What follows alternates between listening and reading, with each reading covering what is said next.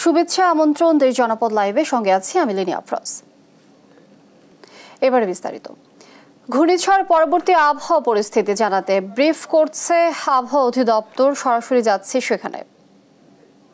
আজ 28 মে 2024 সাল বাংলাদেশের উপরে যে উপকূল অতিক্রম করেছে প্রবল ঘূর্ণিঝড় রিমাল, সেই রিমালটির সর্বশেষ যে পরিস্থিতি, সেই পরিস্থিতি আমি আপনাদেরকে এখন জানাচ্ছি।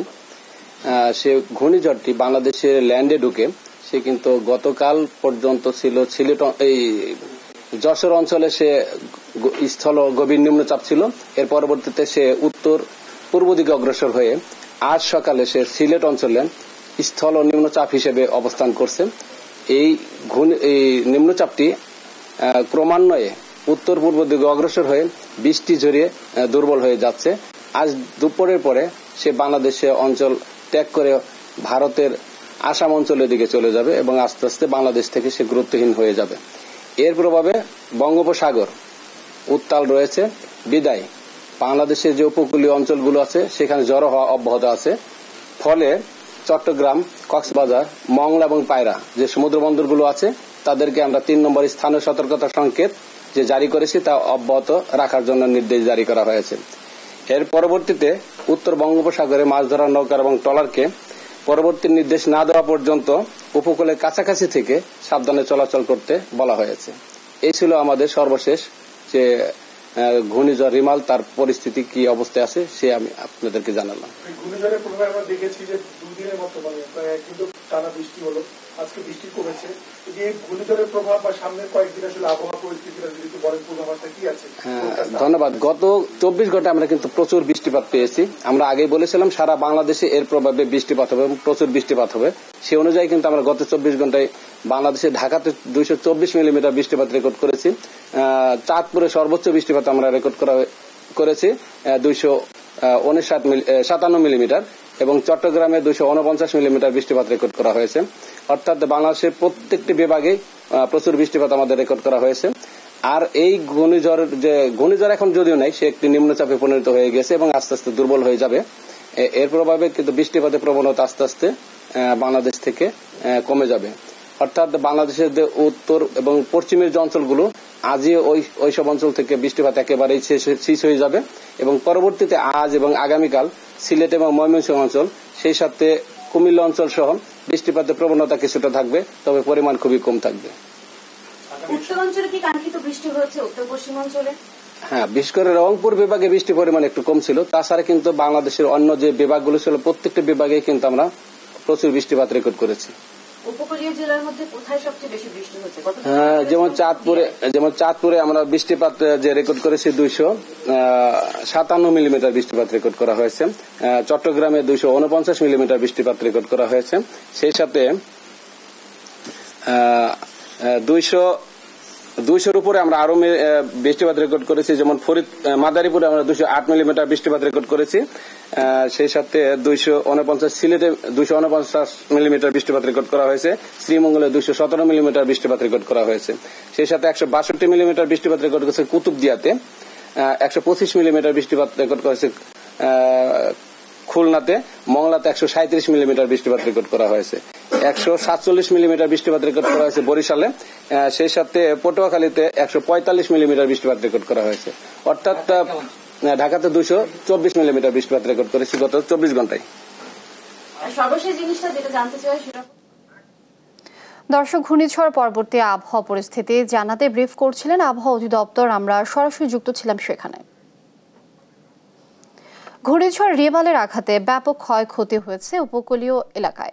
এ নিয়ে বিস্তারিত জানাতে সরাসরি যুক্ত হচ্ছেন সহকর্মীরা। শুরুতেই সাতক্ষীরা থেকে যুক্ত হচ্ছেন সহকর্মী শরীফুল্লাহ কায়সার সুমন।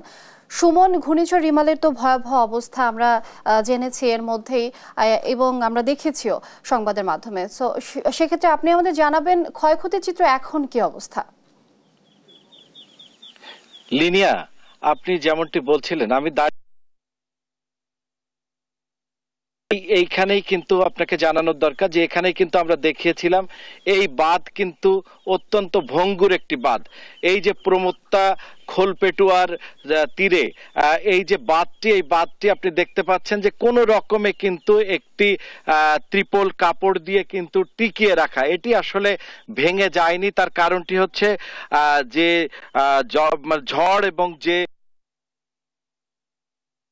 একেবারে উপর দিয়ে, যে কারণেই কিন্তু এটি ক্ষতিগ্রস্ত হয়নি, কিন্তু চাল উড়ে গিয়েছে, মানুষের ব্যাপক ক্ষয়ক্ষতি হয়েছে। আমরা যেদিকে গিয়েছি, যে উপকূল জুড়ে যেদিকে হেঁটেছি, শুধু সেদিকেই মানুষের দুঃসহ কষ্টের একটা চিত্র ফুটে উঠেছে। এখানে শিলা, সুচিত্রা, বাসন্তী, যার কাছে আমরা পৌঁছচ্ছি, আমরা এর আগেও আপনাদেরকে দেখাতে সক্ষম হয়েছি, যেখানে যাচ্ছি আসলে চিত্রগুলো খুবই অসহায় চিত্র। কোন রকমে টিকিয়ে রাখা হয়েছে কাপড় দিয়ে, ত্রিপল দিয়ে এই চালগুলো টিকিয়ে রাখা হয়েছে। আপনি সাদা সাদা ত্রিপল গুলো দেখতে পাচ্ছেন। আপনার বাড়ি তো তাল গাছ পড়ে কি হয়েছিল আপনি একটু বলেন। তাল গাছ পড়ে আমার ঘরের চাল পড়ে গেছে, আর বেড়াও ভেঙে গেছে, আর আমার ঘরের যা জিনিসপত্র ছিল সব নষ্ট হয়ে গেছে। আর আমার হচ্ছে ঘরে কোনো খাবার সব হচ্ছে কিছু নাই, সব ভিজে গেছে, চাল ছিল, আবার রান্না খাওয়া খুব সমস্যা। আচ্ছা, কতবার দেখলেন এই খোলপেটুয়ার তীরে আপনার ঘর, আপনার বাড়ি ভেঙে চুরমার হয়ে গেল? কতবার দেখলেন? তো প্রায় 95 সাল থেকে যাবৎকাল হয়তো 8-10 বার মতো দেখেছি। আর হলো এই ঘর বাড়ি ভাঙতে ভাঙতে আমাদের যে কি কষ্ট, আপনারা নিজে চোখে এসে না দেখলে বুঝতে পারবেন আমরা যে কি দুরবস্থায় আছি। আমাদের ঘর বাড়ি নাই, আসবাবপত্র নাই, বাসা গাছা নিয়ে কি খাবো, কোথায় যাব? এই দয়ের ঘাটের কথা আমরা কিন্তু লিনিয়া অনেকবার বলেছিলাম এবং আশাশুনিতে আমরা অনেকবার সরাসরি সম্প্রচার। কতজন দেখতে এসছে, আপনাদের খোঁজ খবর নিয়েছে, কে কে একটু জানান। নিয়েছে, লোকজন নিয়েছে আমাদের খোঁজ খবর আনতে, আমাদের সতর্ক দিয়েছে যে ঝড় তুফান উঠবে, তোমরা সতর্ক সবনে যাও। আর আমাদের ঘর বাড়ি সব উড়াই গেছে, আর বেড়া টেড়া ভেঙে সব নিচ হয়ে গেছে, বান্দা ধরা দিয়ে রাখছি, কাঠ কুটু যেখানে যা ছিল সব ভিজে গেছে। আর হচ্ছে শুকনো খাবার কোনো ব্যবস্থা ছিল না, যাই করে না খেয়ে না দিয়েছিলাম। তারপর আজকের খাবারের ব্যবস্থা কি আছে?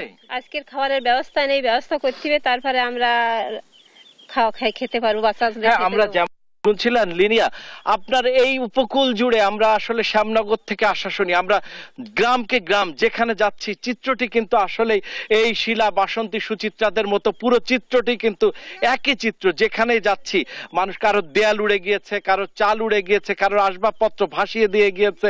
আজকে আসলে এই যে টানা রেমালের যে 2 দিনের টানা বৃষ্টি, ঝড়ো হওয়া, আজকে এই দরিদ্র সাধারণ মানুষকে কতবার যে ক্ষতবিক্ষত করে দিচ্ছে। তাদের একটা দাবি, অত্যন্ত জরুরি দাবি, তাদেরকে সহযোগিতা করা হোক, এবং এটির পাশাপাশি তাদের সবচাইতে জরুরি দাবি হচ্ছে তাদের জলবায়ু সহনশীল টেকসই বেড়িবাঁধ এবং জলবায়ু সহনশীল গৃহ নির্মাণ। আজকে এটি সময়ের দাবি। এই ছিল সাতক্ষীরার সর্বশেষ। লিনিয়া। সুমন, ধন্যবাদ। সাতক্ষীরা থেকে দর্শক যুক্ত ছিলেন আমাদের সহকর্মী সুমন। আমরা এই বিষয়ে আরো জানবো। আমরা যাচ্ছি বরগুনায়, সেখানে রয়েছেন রিয়াজ আহমেদ মুসা। আপনি নিশ্চয়ই শুনতে পাচ্ছেন ক্ষয়ক্ষতির যে পরিমাণ হয়েছে, আসলে সে বিষয়টি তো অবশ্যই আপনি আমাদেরকে জানাবেন সে বিষয়ে। আর এই যে ক্ষয়ক্ষতি যে হলো, সাহায্য সহযোগিতা নিয়ে কেউ কে এগিয়ে এসেছেন কিনা, এর মধ্যে বিস্তারিত জানাবেন।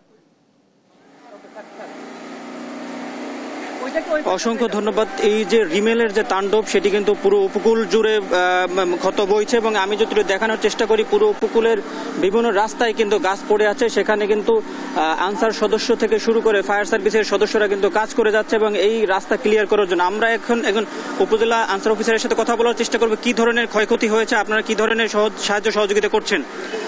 ধন্যবাদ। আপনারা জানেন যে ঘূর্ণিঝড় রেমলের কারণে গত 3 দিন ধরে এসেছে বরগুনা। এখানে আমার জীবনে সবচেয়ে বেশি ক্ষয়ক্ষতির পরিমাণ আমি এখানে দেখেছি, এবং এখানে এত পরিমাণ ক্ষয়ক্ষতি হয়েছে, রাস্তাঘাট বিভিন্ন ধরনের গাছপালা পড়ে রাস্তাঘাটগুলো বন্ধ হয়ে গেছে। আমার জেলা কমান্ডার স্যারের নির্দেশ ক্রমে এবং রেঞ্জ কমান্ডারের কাছে পরিচালনায় আমরা এখানে এসেছি আজকে। এবং এখানে আমরা আপনারা জানেন গতকালকে বরগুনা বড়ইতলা ফেরিঘাট থেকে পুরাকাটা ফেরিঘাট পর্যন্ত যে আঞ্চলিক মহাসড়ক রয়েছে সেখানে বিভিন্ন ধরনের গাছ পড়েছিল, বিশেষ করে চাম্বুল গাছ, যে যার কোনো শিকড় নেই এবং এই গাছগুলো একটু ঝড় হলে পড়ে যায়, এবং সেটাও পড়েছে। তারপরে কদম গাছ পড়েছে, বট গাছ পড়েছে, এবং আমরা এগুলো গতকালকে অপারেশন করছি বাংলাদেশ ফায়ার সার্ভিসের সাথে। আজকেও আমরা সকাল থেকে বাংলাদেশ ফায়ার সার্ভিসের সাথে আমরা কাজ করে যাচ্ছি, এবং এছাড়া আমরা এখানে কাজ শেষ করে, আপনারা জানেন সার্কিট হাউস অত্যন্ত গুরুত্বপূর্ণ একটা জায়গা, এবং এছাড়াও আমরা যে বাকেরগঞ্জ যে হাইওয়ে আছে সেখানেও আমরা কাজ করব। এছাড়া পুরকাটা ফেরিঘাট এবং নিশানবাড়িয়া যে আঞ্চলিক সড়ক যেটা আছে সেটা, তারপরে চালতাতলি যেটা আছে সেখানে আমরা কাজ করব। এবং আমি যেটা দেখলাম যে নদীর বাইরে যে লোকগুলো আছে সেখানে অনেক লোকই এখানে ক্ষতিগ্রস্ত হয়েছে।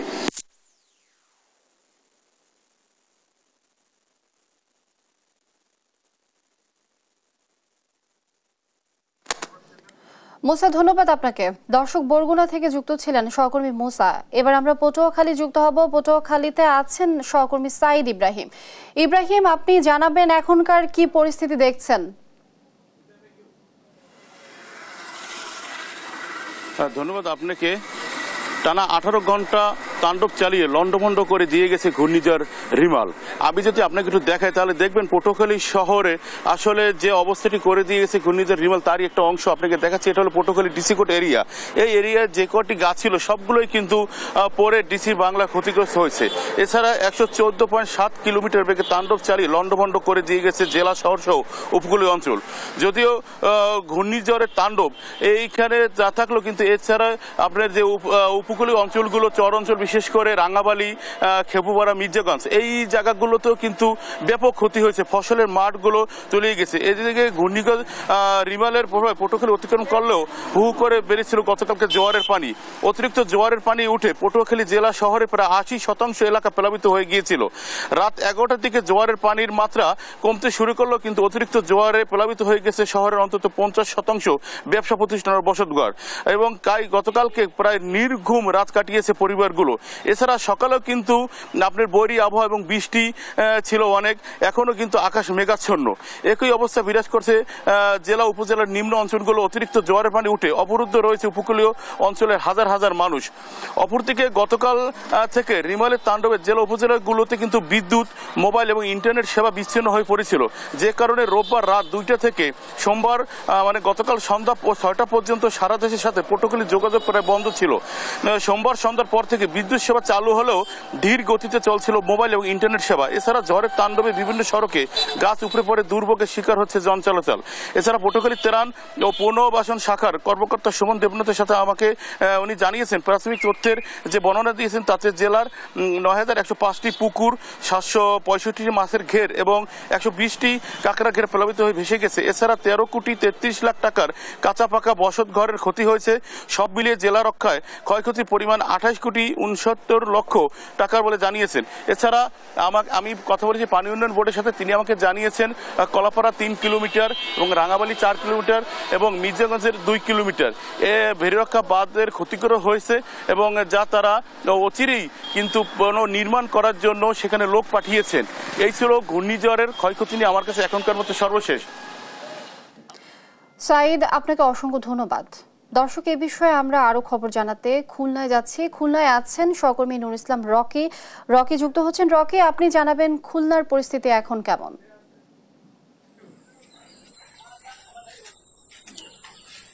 ধন্যবাদ। আসলে খুলনায় কিন্তু রিমেল ঘূর্ণিঝড় তাণ্ডবের পরে পরিস্থিতি খুবই খারাপ হয়েছে। বিশেষ করে খুলনা জেলার 4টা উপজেলায় কিন্তু রিমেল মূলত তাণ্ডব চলেছে। এগুলো হচ্ছে কয়রা, পাইকগাছা, আপনার দাকপ এবং বটিঘাটের একাংশ।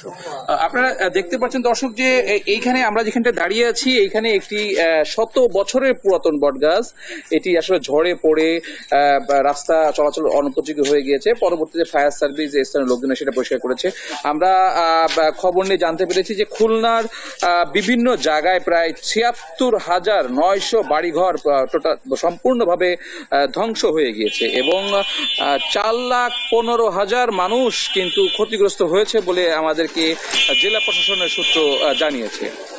আমি আরেকটু বলতে চাই যে খুলনায় কিন্তু যেহেতু নদীর চারপাশে আসলে খুলনাটা অবস্থিত, খুলনার এই উপজেলাগুলার 20টি কেন্দ্র থেকে আসলে নদীর পানি উপজেলাগুলোতে প্রবেশ করছে, যার কারণে কিন্তু পুকুর, মৎস্যঘের, বসত বাড়ি সহ সবই কিন্তু প্লাবিত হয়ে গেছে। এবং এখন অনেক মানুষ কিন্তু আসলে সাইক্লোন সেন্টারে অবস্থান করছে এবং কিছু জায়গা এলাকায় আমরা গবাদি পশু মারা গিয়েছে খবর পেয়েছি। তবে এখনো পর্যন্ত কিন্তু ঘূর্ণিঝড় রিমেলের আঘাতে নিহতর খবর মাত্র একজন আমরা পেয়েছি। এছাড়া কিন্তু পূর্ণাঙ্গ খবর পেতে আরো একটু সময় লাগবে বলে আমাদেরকে খুলনা জেলা প্রশাসন জানিয়েছে। আমি আপনাদের মাধ্যমে দর্শকদের আরো একটু জানাতে চাই যে রিমেলের তাণ্ডব কিন্তু গতকাল প্রভাব যেটা গতকাল রাত অবধি কিন্তু বৃষ্টি ছিল। আজকে কিন্তু সকাল থেকে আবার প্রচন্ড রোদ এবং গরমের প্রভাব খুলনাতে শুরু হয়েছে। তবে এটুকু একটু বলে রাখি যে রিমেলে কিন্তু আসলে খুলনার বিশেষ করে কয়রা, পাইকগাছা, দাকপে কিন্তু আসলে প্রচন্ড ক্ষয়ক্ষতি হয়েছে। এই এলাকার মানুষ আসলে দুর্ভোগে পড়েছে। এই যে রিমেল ঘূর্ণিঝড়ের কারণে তারা বাসা বাড়ি থেকে সাইক্লোন সেন্টারে গিয়েছে এবং তারা এসে দেখতে পেয়েছে যে তাদের বাসা বাড়ি প্লাবিত হয়ে গেছে। আসলে এই যে ক্ষতিপূরণ এইটা আসলে কোনোভাবেই আসলে পোষানো সম্ভব না। তারপরেও আমরা একাধিক ক্ষতিগ্রস্ত মানুষের সাথে কথা বলেছি, তারা আমাদেরকে জানিয়েছে যে এটা হচ্ছে প্রাকৃতিক দুর্যোগ এবং এটা তো আসলে কারোর হাতে নেই। তারপর তারা সবকিছু মেনে নিয়ে নতুন করে জীবন যাপনের জন্য তারা কাজ শুরু করবে। আমি আর একটু বলে রাখতে চাই যে সকালবেলায় কিন্তু আমরা খুলনার জেলার কয়রা এবং পাইকগাছা উপজেলা খবর নিচ্ছে, সেখানে কিন্তু এখনো মৎস্যগের পুকুর প্লাবিত অবস্থায় আছে এবং একটি বড় সংখ্যার মৎস্যগের কিন্তু প্লাবিত হয়েছে এবং এতে কিন্তু আর্থিকভাবে এই এলাকার মানুষ ক্ষতিগ্রস্ত হয়েছে এবং এটি আসলে পুষিয়ে নেওয়া খুবই কষ্টকর। পাশাপাশি একটু বলে রাখি যেহেতু নোনা পানি ঢুকে গিয়েছে এবং এই নোনা পানি সরে যেতে যে সময়টা লাগবে এতে কিন্তু ফসলেরও ক্ষতি হবে এবং এই যে আমাদের যে আবাদি ফসল যেটা বলি এতেও কিন্তু কৃষকরা ক্ষতিগ্রস্ত হয়েছে। পাশাপাশি অনেক গরু খামার যারা আসলে আগামী কোরবানির জন্য প্রস্তুত হয়েছিল তারাও কিন্তু ক্ষতিগ্রস্ত হয়েছে যে এই সামনের কোরবানিদের আগে এই যে বড় ধরনের তাণ্ডবে তাদের পশুদের উপর অনেক পশু মারা গিয়েছে, অনেক পশু আসলে জোয়ারে ভেসে গিয়েছে। এই হচ্ছে এখানকার অবস্থা। পাশাপাশি একটু বলে রাখি যে দাকপ উপজেলায় এবং পাইকগাছা উপজেলায় যে নদী থেকে পানি প্লাবিত হয়ে গ্রামে প্রবেশ করেছে এই সব গ্রামের কিন্তু প্রায় অর্ধ শতাধিক গ্রাম কিন্তু এখনো প্লাবিত এবং এই পানি কবে নাগাদ সরবে এটা আসলে বলা মুশকিল। আমি লিনিয়া আরো একটু বলতে চাই যে ঘূর্ণিঝড় পরবর্তীতে কিন্তু জেলা প্রশাসন সহ বেসরকারি এনজিও বা যারা আছে তারা কিন্তু আজকে সকালে আপনার এদের সহযোগিতার জন্য ত্রাণ, চিকিৎসা সেবার মেডিকেল টিম এরা আলাদা আলাদাভাবে খুলনার জেলার বিভিন্ন উপজেলায় পৌঁছে গেছে। যেহেতু আপনি জানেন খুলনা থেকে কিন্তু আপনার কয়রা উপজেলায় 110 কিলোমিটার দূরে যেতেও অনেক সময় লাগবে। আর এই ঘূর্ণিঝড়ের কারণে আসলে রাস্তাঘাট ভেঙে গিয়েছে, সাধারণ স্বাভাবিকভাবে কিন্তু গাড়িতে যাওয়া আসা একটু আসলে সমস্যার সম্মুখীন হচ্ছে। আর একটু বলে রাখতে চাই যে খুলনার পাইকগাছা কিন্তু আসলে মৎস্য আমাদের একটা উৎপাদনের একটা বড় এলাকা, সেখানে কিন্তু এই প্রভাবটা আসলে ব্যাপকভাবে পড়েছে এবং আসলে তারা খুবই হতাশ এবং হতবাক হয়ে গেছে এই ঝড়ের প্রভাবে। তো সর্বশেষ আমি যেটা আপনাদের জানাতে চাই দর্শকদেরকে সেটা হচ্ছে যে খুলনা জেলা প্রশাসন আমাদেরকে যেটি জানিয়েছে যে এখন পর্যন্ত তাদের যে তালিকা সেই তালিকা অনুযায়ী ৭৬,৯০০ ঘরবাড়ি সম্পূর্ণ বিধ্বস্ত হয়েছে এবং ৪,১৫,০০০ মানুষ ক্ষতিগ্রস্ত হয়েছে এবং খুলনা নদীর থেকে ২০টি পয়েন্ট থেকে আসলে এই উপকূলবর্তী এলাকার বিভিন্ন গ্রামে কিন্তু আসলে পানি ঢুকেছে এবং নিহত হয়েছে একজন। পাশাপাশি লিনিয়া আমি একটু বলে রাখতে চাই যে আজকে যেহেতু সকাল থেকেই রোদের প্রভাব এবং গরম পড়েছে, এখানে হয়তো বা জেলা প্রশাসন আমাদের জানিয়েছে যে যেহেতু দুর্গম এলাকায় আসলে ত্রাণ নিয়ে পৌঁছাতে হবে, রাস্তাঘাট ভেঙে গেছে, তারপর তারা তাদের সকল ব্যবস্থা নিয়ে যাচ্ছে। তারা যারা ঘূর্ণিঝড়ের তাণ্ডবে ক্ষতিগ্রস্ত হয়েছে তাদেরকে ত্রাণ, চিকিৎসা সামগ্রী, সুপেয় পানি, স্যালাইন সহ যে ধরনের সহযোগিতা প্রয়োজন সব সহযোগিতা সরকারি বেসরকারি এনজিও সকলে কিন্তু দেওয়া শুরু করেছে। এটা ছিল খুলনা থেকে রিমেল পরবর্তী সর্বশেষ সংবাদ। রকি, অসংখ্য ধন্যবাদ আপনাকে। দর্শক, খুলনার পরিস্থিতি জানছিলাম আমাদের সহকর্মী রকির কাছ থেকে। উপজেলা পরিষদে তৃতীয় ধাপের ভোটকাল চলছে। কেন্দ্রে ব্যালট বাক্স সহ নির্বাচনী সরঞ্জাম পাঠানোর প্রস্তুতির সবশেষ খবর জানাতে সরাসরি যুক্ত হচ্ছেন সহকর্মীরা। প্রথমে রংপুর থেকে যুক্ত হচ্ছেন রফিকুল ইসলাম। রফিকুল, নির্বাচনী সরঞ্জাম বিতরণ শুরু হয়েছে কিনা সে বিষয়টি অবশ্যই জানাবেন, সেই সাথে আইন শৃঙ্খলা বাহিনীর প্রস্তুতি কতদূর?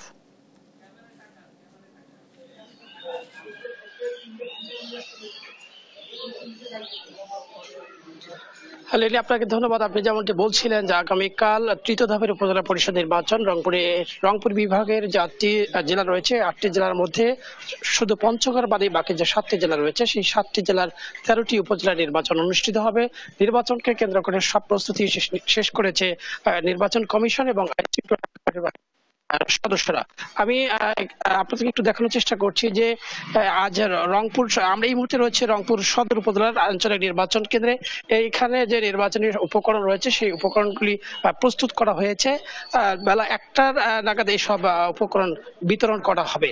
একটি বিষয় জানিয়ে রাখি যে রংপুর বিভাগের যে এবার 7টি জেলায় যে নির্বাচন অনুষ্ঠিত হবে, এর মধ্যে রয়েছে ঠাকুরগাঁয়ের পীরগঞ্জ, দিনাজপুরের খানসামা সদর এবং চিরিরবন্দর, নীলফামারী সদর, লালমনিরহাট সদর, রংপুরে গঙ্গাচড়া এবং রংপুর সদর উপজেলায় কুড়িগ্রামের ফুলবাড়ি, ভুঙ্গামারী, নাগেশ্বরী, গাইবান্ধার সুন্দরগঞ্জ এবং সাদুল্লাপুর, এই 13টি উপজেলায় উপজেলায় নির্বাচন অনুষ্ঠিত হবে। এই 13 উপজেলায় চেয়ারম্যান পদে 65, ভাইস চেয়ারম্যান পদে 67, মহিলা ভাইস চেয়ারম্যান পদে 46 জন প্রার্থী নির্বাচনে প্রতিদ্বন্দ্বিতা করবেন।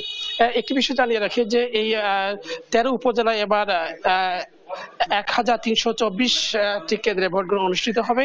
ভোটার রয়েছেন 39,08,579 জন ভোটার তাদের ভোটাধিকার প্রয়োগ করবেন। একটি বিষয় জানিয়ে রাখি যে রংপুরের যে 2টি উপজেলা রয়েছে, একটি হচ্ছে রংপুর সদর আর একটি হচ্ছে রংপুরের গঙ্গাচড় উপজেলায়। এই রংপুর সদর উপজেলায় আপনাকে একটু তথ্য দিয়ে রাখি যে এই গুরুত্বপূর্ণ একটি উপজেলা। এই উপজেলায় চেয়ারম্যান পদে 8 জন, ভাইস চেয়ারম্যান পদে 8 জন এবং মহিলা ভাইস চেয়ারম্যান পদে 3 জন রয়েছেন। একই সঙ্গে গঙ্গাচড়া 7 জন চেয়ারম্যান পদে, ভাইস চেয়ারম্যান পদে 7 জন এবং মহিলা ভাইস চেয়ারম্যান পদে 5 জন প্রতিদ্বন্দ্বিতা করছেন। রংপুরের এই যে 2টি উপজেলার মধ্যে ভোট কেন্দ্র রয়েছে 162, এর মধ্যে 95টি কেন্দ্রে গুরুত্বপূর্ণ বা ঝুঁকিপূর্ণ হিসেবে চিহ্নিত করেছে আইন শৃঙ্খলা রক্ষাকারী বাহিনীর সদস্য। একটি বিষয় আমি জানিয়ে রাখি যে এই রংপুরের যে 2টি উপজেলা রয়েছে, এর মধ্যে রংপুর সদর উপজেলা রয়েছে 1,37,710 জন ভোটার এবং গঙ্গাচড়া রয়েছে 2,39,155 জন ভোটার তাদের ভোটাধিকার প্রয়োগ করবেন। আপনাকে যদি আমি আইন শৃঙ্খলার বিষয়ে একটু জানিয়ে রাখি যে আমি এখানে যারা নির্বাচন সংশ্লিষ্ট কর্মকর্তা রয়েছেন এবং আইন শৃঙ্খলার সঙ্গে যারা জড়িত রয়েছেন তাদের সঙ্গে আমরা কথা বলবার চেষ্টা করেছি। তারা বলেছেন এই নির্বাচনকে সুষ্ঠু, অবাধ এবং গ্রহণযোগ্য করতে 4 স্তরের নিরাপত্তা ব্যবস্থা নিয়েছে তারা। র্যাব, পুলিশ, বিজিবি এবং অস্ত্রধারী আনসার সদস্যরা রয়েছেন এবং প্রায় সব প্রস্তুতি তারা নিয়েছেন। একটু পরে অর্থাৎ বেলা 1টা নাগাদ এই সরঞ্জাম বা উপকরণ কেন্দ্রে কেন্দ্রে পাঠানো হবে। অর্থাৎ একটি সুষ্ঠু এবং গ্রহণযোগ্য নির্বাচন করতে যা যা প্রয়োজন সব প্রস্তুতি নেওয়ার কথা বলেছে নির্বাচন সংশ্লিষ্টরা। লিনিয়া। রফিকুল, অসংখ্য ধন্যবাদ আপনাকে। দর্শক, নির্বাচনী সরঞ্জাম বিতরণ শুরু নিয়ে বিস্তারিত জানাচ্ছিলেন আমাদের সহকর্মী রফিকুল। এবার আমরা লালমনিরহাটে যাব, সেখানে সহকর্মী রয়েছেন জামাল বাদশা। নির্বাচনী সরঞ্জাম বিতরণের কি খবর রয়েছে এই মুহূর্তে আপনার কাছে, বিস্তারিত জানাবেন। লিনিয়া, ধন্যবাদ আপনাকে। আসলে লালমনিরহাটের আগামীকাল কিন্তু তৃতীয় দফায় লালমনিরহাট সদর উপজেলা পরিষদের নির্বাচনের ভোট গ্রহণ অনুষ্ঠিত হবে। এই ভোট গ্রহণকে সামনে রেখে কিন্তু আজকে এই 118টি কেন্দ্রে, এই উপজেলা পরিষদের 118টি কেন্দ্রে নির্বাচনী সরঞ্জাম পাঠানো হবে এবং নির্বাচনী সরঞ্জাম পাঠানোর যে সকল প্রস্তুতি সেটি কিন্তু রিটার্নিং কর্মকর্তা, উপজেলা পরিষদ নির্বাচনের রিটার্নিং কর্মকর্তা এবং এই নির্বাচন সংশ্লিষ্ট ব্যক্তিরা সম্পূর্ণ করেছেন। আমি এই মুহূর্তে রয়েছি লালমনিরহাট সদর উপজেলা পরিষদে এবং এখান থেকেই কিন্তু নির্বাচনী সরঞ্জাম বিতরণ করা হবে। এবং আরেকটি বিষয় জানিয়ে রাখি যে পুলিশ এবং আনসারদেরকে নিয়ে যারা ভোট সুষ্ঠু করতে নিরাপত্তায় থাকবে তাদেরকে ব্রিফিং প্যারেড দেওয়া হচ্ছে কিন্তু লালমনিরহাটের পুলিশ লাইনসে।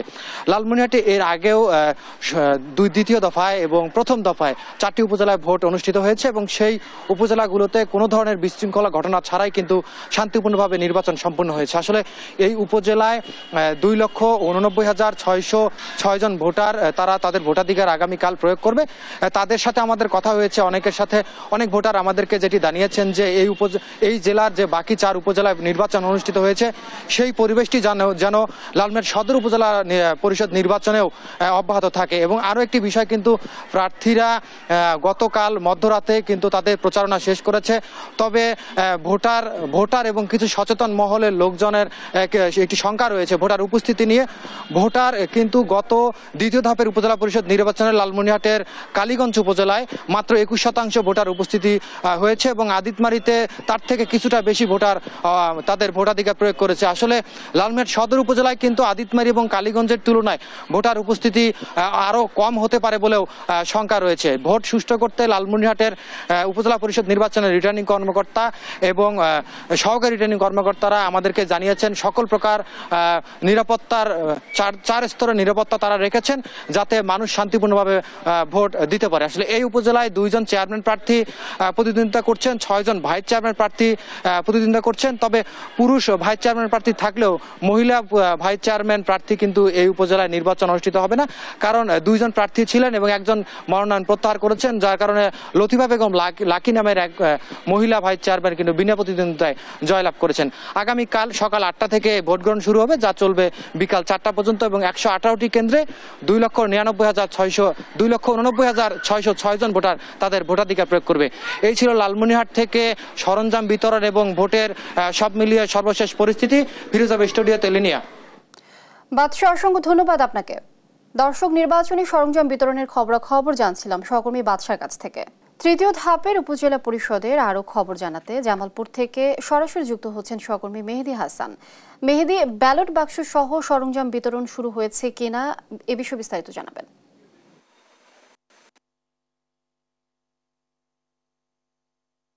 আর মাত্র কয়েক ঘন্টা পরে রাত পোহালে কিন্তু জামালপুরের 2টি উপজেলা পরিষদের নির্বাচন অনুষ্ঠিত হবে। একটি হচ্ছে মেলান্দ উপজেলা পরিষদের নির্বাচন, আর একটি হচ্ছে মাদারগঞ্জ উপজেলা পরিষদের নির্বাচন। প্রতীক বরাদ্দের পর থেকে কিন্তু এই 2 উপজেলায় কিন্তু জমে উঠেছিল নির্বাচন। ভোটার যারা প্রার্থীরা রয়েছেন তারা কিন্তু ভোট প্রার্থনা করছেন। এই কয়েকদিন কিন্তু তীব্র এবং ব্যবসা গরম ছিল, এর মধ্যে কিন্তু রাতের বেলাও কিন্তু আমরা প্রার্থীদেরকে দেখেছি যে তারা কিন্তু ভোটারদের দাঁড়িয়ে দাঁড়িয়ে গিয়ে ভোট প্রার্থনা করেছেন। আগামীকাল যেহেতু নির্বাচন, আজকে নির্বাচন যে সরঞ্জামাদি রয়েছে এবং কি এই 2টো উপজেলাতে কিন্তু ইভিএম এর মাধ্যমে ভোট গ্রহণ হবে, সেজন্য ইভিএম গুলো পাঠানো হবে। আমরা সকাল থেকে এই পর্যন্ত অপেক্ষা করেছি। রিটার্নিং কর্মকর্তা জানিয়েছেন যে দুপুরের পর কিন্তু এই ইভিএম মেশিন সহ যার নির্বাচনের যে সরঞ্জাম রয়েছে সেগুলো কিন্তু পৌঁছে যাবে। অপরদিকে একটু বলে রাখি যে ঘূর্ণিঝড় যে রিমাল, সেটির আঘাত কিন্তু জামালপুরে এসেছে।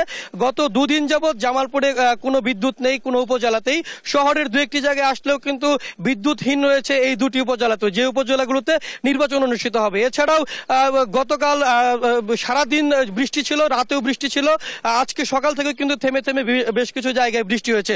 এই বৈরী আবহাওয়ার মধ্যেও কিন্তু যারা প্রার্থীরা রয়েছেন তারা নির্বাচনের যে প্রচারণা থেকে শুরু করে যে কর্মযোগ্য সেটি করছেন। আমি জানিয়ে রাখছি ইতিমধ্যেই মেলান্দতে 2 জন চেয়ারম্যান প্রার্থী, 6 জন মহিলা ভাইস চেয়ারম্যান প্রার্থী ও 2 জন পুরুষ ভাইস চেয়ারম্যান প্রার্থী ভোটযুদ্ধে অংশগ্রহণ করছেন। অপরদিকে মাদারগঞ্জে কিন্তু 5 জন চেয়ারম্যান প্রার্থী সহ 2 জন মহিলা ভাইস চেয়ারম্যান প্রার্থী ও 2 জন পুরুষ ভাইস চেয়ারম্যান প্রার্থী প্রতিদ্বন্দ্বিতা করছেন। সবকিছু মিলে একটি উৎসবমুখর পরিবেশ বিরাজ করছে। এই এলাকার যে জনগণ রয়েছেন বা সাধারণ ভোটাররা রয়েছেন তাদের কাছ থেকে আমরা জানতে পেরেছি যে অন্য যে কোনো উপজেলার চাইতে এই 2টি উপজেলাতে সবচেয়ে বেশি ভোট গ্রহণ অনুষ্ঠিত হবে এবং উৎসবমুখর হবে বলে জানিয়েছেন। এখন পর্যন্ত কোনো ধরনের অপ্রীতিকর কোনো ঘটনা ঘটেনি। আগামীকাল এই 2 উপজেলায় সুষ্ঠু এবং সুন্দরভাবে যেন তারা নির্বাচনে ভোট দিতে পারেন সেজন্য আইন শৃঙ্খলা বাহিনীর কাছে অনুরোধ জ্ঞাপন করেছেন। জেলা রিটার্নিং কর্মকর্তা কিন্তু জানিয়েছেন যে পর্যাপ্ত পরিমাণে আইন শৃঙ্খলা রক্ষাকারী বাহিনী সহ সবকিছু এখানে মোতায়েন থাকবে এবং শেষ ধাপের নির্বাচন এটি এবং সুশৃঙ্খলভাবে জামালপুরের প্রত্যেকটি উপজেলা নির্বাচন অনুষ্ঠিত হবে বলে জানিয়েছেন তিনি। লিনিয়া, এ ছিল আমার কাছে জামালপুর থেকে সর্বশেষ তথ্য। লিনিয়া। মেহেদি, অসংখ্য ধন্যবাদ। দর্শক, ভোটের খবরাখবর জানাচ্ছিলেন সহকর্মী মেহেদি। এই বিষয়ে দর্শক আমরা আরো জানবো। আমরা যাচ্ছি বগুড়ায়। বগুড়ায় আছেন সহকর্মী সঞ্জু রায়। সঞ্জু, আপনি নিশ্চয়ই শুনতে পাচ্ছেন, আপনি জানাবেন নির্বাচনী সরঞ্জাম বিতরণের কি খবর আছে এই মুহূর্তে আপনার কাছে? লিনিয়া, ধন্যবাদ আপনাকে। লিনিয়া, রাত পোহালেই কিন্তু অনুষ্ঠিত হতে যাচ্ছে 6ষ্ঠ উপজেলা পরিষদের 3য় ধাপের নির্বাচন এবং এই ধাপে এইবার বগুড়ার 12টি উপজেলার মধ্যে কিন্তু সবচেয়ে গুরুত্বপূর্ণ যে 3টি উপজেলা বগুড়া সদর, শাহজাহানপুর এবং শিবগঞ্জ, এই 3টি উপজেলায় কিন্তু নির্বাচন অনুষ্ঠিত হতে যাচ্ছে এবং যা ঘিরে কিন্তু জেলায় এখন নির্বাচন সংশ্লিষ্ট সকলে সহ আইন শৃঙ্খলা বাহিনীর প্রত্যেকেই কিন্তু নিবিড়ভাবে তাদের দায়িত্ব পালনের কিন্তু চেষ্টা করে যাচ্ছে। আমি আজকে দাঁড়িয়ে আছি বগুড়া সদর উপজেলা পরিষদে। এইখানে কিন্তু ইতিমধ্যেই সদরের যে বিভিন্ন কেন্দ্রের প্রিজাইডিং অফিসাররা রয়েছে তারা কিন্তু ধীরে ধীরে আসতে শুরু করেছে। আজকে কিন্তু তাদের মাঝে আনুষ্ঠানিকভাবে নির্বাচনের যে মালামাল সরঞ্জামাদি তা কিন্তু বিতরণ করা হবে। যদিও সেই প্রস্তুতিগুলোর এখন যে প্রাথমিক কাজ, সেই কাজগুলো সারা হচ্ছে। প্রিজাইডিং অফিসাররা সকাল থেকেই আসছেন, তবে আনুষ্ঠানিকভাবে এই বিতরণ কার্যক্রম দুপুর 1টা থেকে শুরু করবেন বলে আমাদেরকে জানিয়েছেন সদরের নির্বাহী কর্মকর্তা ফিরোজা পারভিন। তিনি যেটি জানিয়েছেন যে তাদের সদরের যে কেন্দ্রগুলো রয়েছে সেখানে নির্বাচনকে সুষ্ঠুভাবে সম্পন্ন করার জন্য তাদের পক্ষে সকল ধরনের প্রস্তুতি তারা নিয়েছে। লিনিয়া, আপনি জানেন যে রিমালের তাণ্ডব কিন্তু শুধু দক্ষিণ উপকূলীয় এলাকায় নয়, গতকাল সারাদিন সকাল থেকে রাত পর্যন্ত, গভীর রাত পর্যন্ত কিন্তু পুরো বগুড়া শহরের এবং উত্তরবঙ্গের অনেক জেলায় কিন্তু অন্ধকারাচ্ছন্ন ছিল। শুধু তাই নয়, রাত্রেবেলা যে প্রতিকূল আবহাওয়া ছিল তাতে কিন্তু অনেকেই শঙ্কিত ছিল যে আজকে সকাল থেকে এই উপজেলা পর্যায়ে নির্বাচনের যে সরঞ্জাম বিতরণী তা সুষ্ঠুভাবে সম্পন্ন করা যাবে কিনা এ নিয়ে কিন্তু নানা শঙ্কা ছিল। তবে আজকে কিন্তু সকাল থেকে আবহাওয়া বেশ অনুকূলে রয়েছে। এতে করে প্রিজাইডিং অফিসাররা তাদের যে কেন্দ্রের যে সহকারী প্রিজাইডিং অফিসার এবং তাদের অফিসারদের নিয়ে ইতিমধ্যে সুষ্ঠুভাবেই উপজেলা পরিষদগুলোতে আসতে পারছেন এবং তারা তাদের সুষ্ঠুভাবে তারা এখান থেকে নির্বাচনী সরঞ্জাম সংগ্রহ করতে পারবেন বলে তারা প্রত্যাশা ব্যক্ত করেছেন। লিনিয়া, আরেকটি বিষয় আপনাকে জানিয়ে রাখি, প্রথম ধাপ দ্বিতীয় ধাপের যে ভুল ত্রুটি এবং নানা যে দিকগুলো ছিল সেই দিকগুলো থেকে কিন্তু শিক্ষা নিয়ে তৃতীয় ধাপের উপজেলা নির্বাচনকে সুষ্ঠু এবং নিরপেক্ষ করার জন্য বগুড়ায় কিন্তু নানাবিধ প্রস্তুতি নেওয়া হয়েছে এবং এখানে কিন্তু এসেছিলেন নির্বাচন কমিশনার রাশেদা সুলতানা। তিনি যেটি বারংবার বলে গেছেন যে প্রতিটি কেন্দ্রে ভোটার উপস্থিতি বাড়ানো সহ ভোটকে সুষ্ঠু এবং নিরপেক্ষ করার জন্য তারা কিন্তু প্রিজাইডিং অফিসারদের নিয়ে বসেছিলেন এবং কঠোরভাবে কিন্তু নির্দেশনা দিয়েছেন যে ভোটকে কোনোভাবেই বিতর্কিত করা যাবে না এবং ভোটকে সুষ্ঠু এবং নিরপেক্ষ করার জন্য তাদের পক্ষ থেকে যতটুকু কঠোর ব্যবস্থা নেওয়া দরকার তারা কিন্তু নেওয়া হবে। এক্ষেত্রে তারা গণমাধ্যমেরও সহায়তা কামনা করেছে। তারা যেটি বলেছেন যে গণমাধ্যমও কিন্তু স্বাধীনভাবে কাজ করবে, গণমাধ্যমের কাজে যদি কেউ বাধা দেয় তাহলে কিন্তু সেটিও নির্বাচন কমিশন বিধি মোতাবেক ব্যবস্থা নিবে। লিনিয়া, এখনো উপজেলা পর্যায়ে বগুড়াতে কিন্তু সরঞ্জাম বিতরণ শুরু না হলেও চলছে প্রস্তুতি কাজ। সরঞ্জাম বিতরণ হলে আমরা আরো বিস্তারিত জানাতে পারবো। লিনিয়া, বগুড়া সদর উপজেলা পরিষদ থেকে নির্বাচনী সরঞ্জাম বিতরণ সহ সার্বিক প্রস্তুতি নিয়ে আমার কাছে আজকে এটিই ছিল সর্বশেষ। সঞ্জু, আপনাকে অসংখ্য ধন্যবাদ। আপনি যুক্ত থাকুন, আমরা পরবর্তী সংবাদে আবার যুক্ত হব আপনার সঙ্গে। ঘূর্ণিঝড়ের প্রভাবে রাত থেকে সকাল পর্যন্ত ভারী ও মাঝারি বৃষ্টি হয় রাজধানীতে। এতে ঢাকার অনেক সড়ক ডুবে যায়, তৈরি হয় জলাবদ্ধতা। এই মুহূর্তে রাজধানীর কাঁঠাল বাগান থেকে যুক্ত হচ্ছেন সহকর্মী মাইনুদ্দিন আরিফ। সরাসরি যুক্ত হচ্ছে আরিফ, আপনি যুক্ত হচ্ছেন আমাদের সঙ্গে। আরিফ, এই যে ঘূর্ণিঝড় রিমাল যে তাণ্ডব চালিয়েছে এটা তো আমাদের সকলেরই জানা, সেক্ষেত্রে জলাবদ্ধতা যে সৃষ্টি হয়েছে, জলাবদ্ধতা কি ধরনের অসুবিধায় পড়ছেন নগরবাসী? লিনিয়া, এই যে ঘূর্ণিঝড়, সেই ঘূর্ণিঝড়ের পর থেকেই রাজধানী সহ সারা দেশে যে বৃষ্টির প্রভাব পড়েছে, সেই বৃষ্টিতে রাজধানীর বিভিন্ন এলাকায় পানির নিচে আসলে চলে যায়। কিছু কিছু জায়গায় কোমর সমান পানি এবং কিছু জায়গা বুকেরও বেশি পানি উঠেছে, যেটি আমরা দেখেছি। তবে আজকে যেহেতু সকাল থেকে বৃষ্টি নেই, তারপরেও রাজধানীর বিভিন্ন অলিগলিতে পানি জমাট বেঁধেছে এবং এখান দিয়ে যারা চলাচল করে, বিশেষ করে আমি যে কাঁঠাল বাগান এখনো দাঁড়িয়ে আছি, সে কাঁঠাল বাগানে এই মুহূর্তে আমি যদি দেখাই যে রিক্সা কিংবা মানুষ যে যাতায়াত করছে, সে যাতায়াতের যে মেন সড়কটা সেটা কিন্তু জলাবদ্ধতার মধ্যে পড়েছে। চাচা, একটু কথা বলি, এই যে এই রাস্তা দিয়ে চলাফেরা করেন কিভাবে? এখানে বৃষ্টি হলে পানি হয়ে যায়। অপারক অবস্থায় আমরা করি চলাফেরা, খুব সাংঘাতিক কষ্ট হয়। সিটি কর্পোরেশনের কোনো লোকজন আসে না পানি নিরসনে কাজ করার জন্য? না, আসলেও তো ওরা রীতিমতো কাজ করে না, যেভাবে করতে হয় এভাবে করে না, কিছু মতো খালি করিয়া দিয়া তৈরি যায়। ভোগান্তি মানে এটা চরম সীমা, সহ্য হয় না। কিভাবে চলাফেরা করছেন এই পানিতে? সকালবেলায় খুব নেটি পিনতে পার হয়ে যায়, গাড়ি টাড়ি বাইক হচ্ছে উল্টা পাকে এপাশে আসতে পারি নাই, এত পানি ছিল। আর এই জায়গাটার কোনো কাজ হয় না, কাজ করে না। আমরা আরেকজন শিক্ষার্থীর সঙ্গে একটু কথা বলবো। আচ্ছা, এই বৃষ্টির মধ্যে পানিতে ভেজে কিভাবে স্কুলে যাওয়া হচ্ছে? যাওয়া তো লাগবে, পড়াশোনা তো লাগবে। এই অল্প একটু বৃষ্টি উঠলেও অনেক পানি উঠে যায়। অল্প একটু বৃষ্টি নামে তাহলে এইটুকু পানি উঠে, পানিতে ভেজে স্কুলে যেতে হচ্ছে। জি জি। আলিনিয়া কথা বলছিলাম এখানকার শিক্ষার্থী এবং এলাকার মানুষের সঙ্গে। তারা যেমন কি জানাচ্ছিলেন আসলে এখানে সামান্য বৃষ্টিতেই কোমর সমানো পানি হয়ে যায় মাঝে মধ্যে, কিন্তু এখন যেহেতু ঘূর্ণিঝড় রিমেলের প্রভাবে যে সারা দেশে যে বৃষ্টি হয়েছে সেই বৃষ্টির মধ্য দিয়ে রাজধানীর বিভিন্ন সড়ক যেভাবে পানিতে জলাবদ্ধতা তৈরি হয়েছে, ঠিক তারই একটি চিত্র আমি এখন যেখানে আছি সেটি। এটি আসলে রাস্তার মধ্যে যে ছোট ছোট গর্তগুলো আছে সে গর্তগুলোর কারণে এর প্রভাব আরো বেশি পড়ছে এবং বিভিন্ন জন এই যেটি বলছিলেন যে তারা যখন যাচ্ছেন সেখানে আসলে অনেকেই পানির নিচে গর্ত না দেখার কারণে দুর্ঘটনার কবলে তাদেরকে পড়তে হচ্ছেন। তবে সব মিলিয়ে দুর্ঘটনার কবল হলো যেহেতু মানুষ কর্মব্যস্ত মানুষ, তাদের কর্মের জন্য বের হতে হচ্ছে এবং যারা শিক্ষার্থীরা রয়েছে তারাও আসলে এই বৃষ্টিতে এই পানিতে ভেজে আসলে এই রাস্তা পারাপার হয়ে তাদেরকে স্কুলে যেতে হচ্ছে এবং তারা বলছেন যে সিটি কর্পোরেশনের যে লোকজন আসে তারা আসলে তেমন কোনো জলাবদ্ধতা নিরসনে কাজ না করার কারণে দিনের পর দিন এই রাস্তায় পানি জমাট বাঁধে। লিনিয়া, এই ছিল আমার কাছে কাঁঠালবাগান থেকে জলাবদ্ধতার সর্বশেষ সংবাদ। আরিফ, অসংখ্য ধন্যবাদ আপনাকে। দর্শক, জলাবদ্ধতার খবরাখবর জানাচ্ছিলেন আমাদের সহকর্মী আরিফ। প্রতিনিয়ত বাড়ছে নিত্য প্রয়োজনীয় পণ্যের দাম, অস্বস্তি নিয়ে বাজারে আসছেন ক্রেতারা।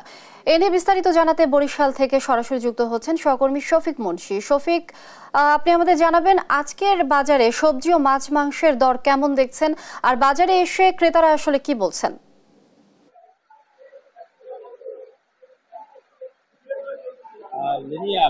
বরিশালের বাজারে কিন্তু ঘূর্ণিঝড় রেমালের একটা প্রভাব আসলে পড়েছে বলে আমাদের কাছে লক্ষ্য করা গেছে। আমরা বিষয়টি আসলে জানতে পেরেছি এখানে এসে যেসব পণ্য আসলে পচনশীল সেই পণ্যগুলোর দাম কিন্তু আসলে কমে গেছে, কারণ গত 2 দিন কিন্তু বাজারে তেমন একটা ক্রেতা ছিল না। অন্যদিকে যেই পণ্যগুলো আসলে সরবরাহে কম কিন্তু চাহিদা বেশি সেগুলোর দাম কিন্তু বেড়েছে এই ঘূর্ণিঝড় রেমালকে ঘিরে। আমি যদি আপনাকে জানাই যে বিশেষ করে কাঁচা বাজারের অনেক পণ্যের দামে কিন্তু আসলে গত সপ্তাহের তুলনায় কিংবা রেমালের আগের তুলনায় কমে এসেছে। কাঁচা মরিচের দাম এই রেমালের আগে কিন্তু বরিশালের বাজারে 250 টাকা করে কেজি বিক্রি হয়েছে। আমরা আজকে এসে যেটা দেখেছি যে 160 থেকে 180 টাকায় কিন্তু বিক্রি হচ্ছে। একই সাথে টমেটোর কেজি ছিল কিন্তু 90 টাকা, যেটা এখন 80 টাকা 75 টাকায় বিক্রি হচ্ছে। কাঁচা কলা এক হালি আগে 40 টাকায় বিক্রি হলেও এখন কিন্তু 30 টাকা 25 টাকায় বিক্রি হচ্ছে। আমরা আসলে যেটা জানতে পেরেছি যে এই পণ্যগুলো আসলে কিন্তু গত 2 থেকে 3 দিন আগে কেনা ছিল এবং মাঝখানে যে এই ঘূর্ণিঝড়ের সময়টিতে কিন্তু পণ্য কিনতে পারেননি বিধায় বা ক্রেতা ছিল না বলে বিক্রি করতে পারেনি বিধায় এগুলো কিন্তু খুব কমে বিক্রি করা হচ্ছে। অন্যদিকে পেঁয়াজের দাম কিন্তু বৃদ্ধি পেয়েছে। এটা রেমালের আগে 70 টাকা ছিল, এখন আছে হচ্ছে 75 টাকা। আলু 50 টাকা কেজি, সেটা এখন কিন্তু 60 থেকে 65 টাকা বিক্রি হচ্ছে। এছাড়া মাছ মাংসের বাজারের কথা যদি বলি, পোলট্রি মুরগি 250 টাকা বিক্রি হলো, সেটা এখন 200 টাকা বিক্রি হচ্ছে। কিন্তু গরুর মাংস এবং খাসির মাংস কিন্তু অপরিবর্তিত রয়েছে। গরুর মাংস 800 টাকা এবং খাসির মাংস 1100 টাকায় বিক্রি হচ্ছে। তো এই ছিল বরিশালের বাংলা বাজার থেকে এই কাঁচা বাজার সহ অন্যান্য নিত্য প্রয়োজনীয় দ্রব্যাদির দামের সর্বশেষ তথ্য। লেনিয়া। শফিক, অসংখ্য ধন্যবাদ আপনাকে। দর্শক, বাজার পরিস্থিতি জানাচ্ছিলেন আমাদের সহকর্মী শফিক। এই ছিল এখনকার দেশ জনপদ লাইভ। পরে বুলেটিন দেখার আমন্ত্রণ রইল। এছাড়া দেশ টিভির সর্বশেষ সব খবর পেতে ভিজিট করুন www.desh.tv। ফেসবুকে আমাদের সঙ্গে যুক্ত থাকুন দেশ টিভি অথবা দেশ টেলিভিশন পেজে।